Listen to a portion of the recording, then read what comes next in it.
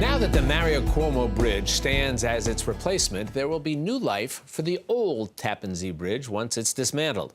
But that life, surprisingly, will be, of all places, underwater. Governor Andrew Cuomo recently announced that parts of the old bridge will be sent to the south shore of Long Island to create an artificial reef, a boom to the underwater ecosystem.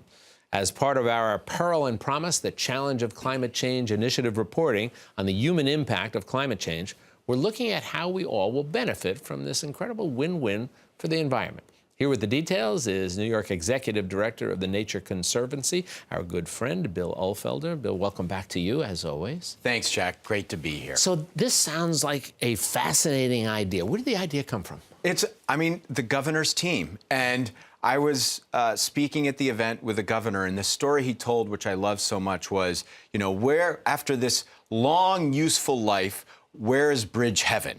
And he said, well, it's underwater. And so this bridge that has spent its life, the iconic Tappan Zee, is now headed underwater off the shores of Long Island. And then they're going to combine the bridge actually with some other barges, some former tugboats that used to work on the Erie Canal, some other quarry material, sort of have a mix of material. And they're actually going to add this. There are about 12 locations around Long Island, in the Sound and along the South Shore, where the New York Department of Environmental Conservation allows for these artificial reefs. And they're going to be using this in about half of those, ranging from as close as the Rockaways and as far out as Shinnecock. So it's pretty darn cool. Many people will be watching and say, well, wait a minute, you're just dropping junk in Right. the ocean floor? Why is that a good thing for the ecosystem? Right. Well, it's good because it's structure. And nature loves variability and diversity. So what will happen is once these portions of the bridge and the other former boats and things like that go underwater, they're going to start to get coated really fast in undersea vegetation, sponges, corals. I think actually a lot of New Yorkers don't realize that we have native species of coral here, one species of a hard coral, a few species of soft coral, and all this stuff, shellfish, the fish are going to start showing up really fast. And when you get small fish, then you get the medium fish showing up to eat them, on and on and on. So really it's a way about bringing back habitat.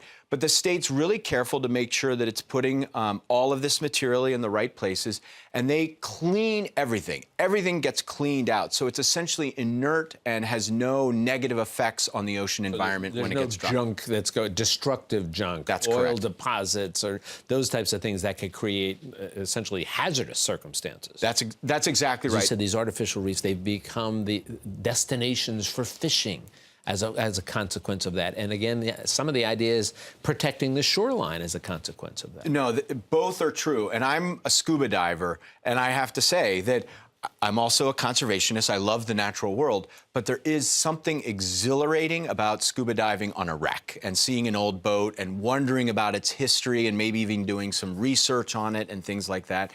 And you're right. I mean, fishing is a really important part of our coastal ocean economy here. I mean, obviously commercial fishing, but recreational fishing. There's something like 500,000 people who are engaged in recreational fishing off of Long Island, and even in New York City, New York Harbor. So that's important.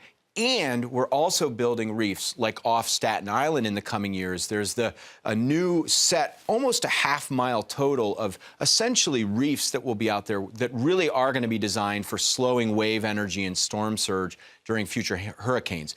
So these are kind of like natural built solutions that mimic the natural world, but kind of get a human boost to make our wildlife habitats better protect us in a climate-changing world, and boost the economy all at the same time. These are very nuanced. When you think of the shorelines and the vast expanses of water, how are we able to gauge, or are we able to gauge at some point in time, how successful these are? Well, I think it's important to monitor the condition. And of course, reefs globally are in trouble.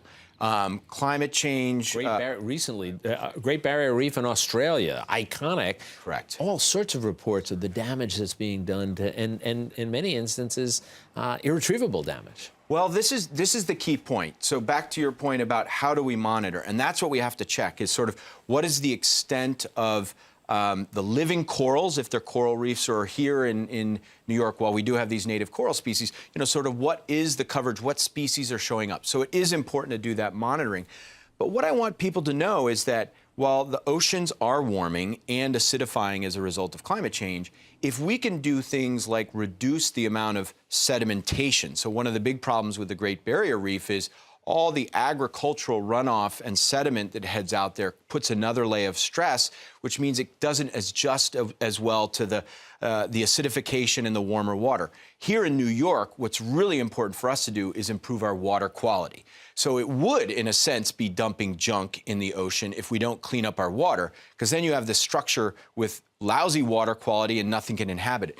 But as long as we're improving our water quality, then we can see these natural communities, marine communities, come back, which then helps for more vibrant coastal human communities. And that's key for resiliency in a climate-changing world. I gotta say, Bill, every time you and I get a chance to talk, I always feel like I'm smarter. Like I learned more things that are important for us to all know about. Bill, it's always a pleasure to have you joining us, and we'll talk with you again real soon. Thanks, Jack. It's truly always a pleasure. Thank you. Take care now.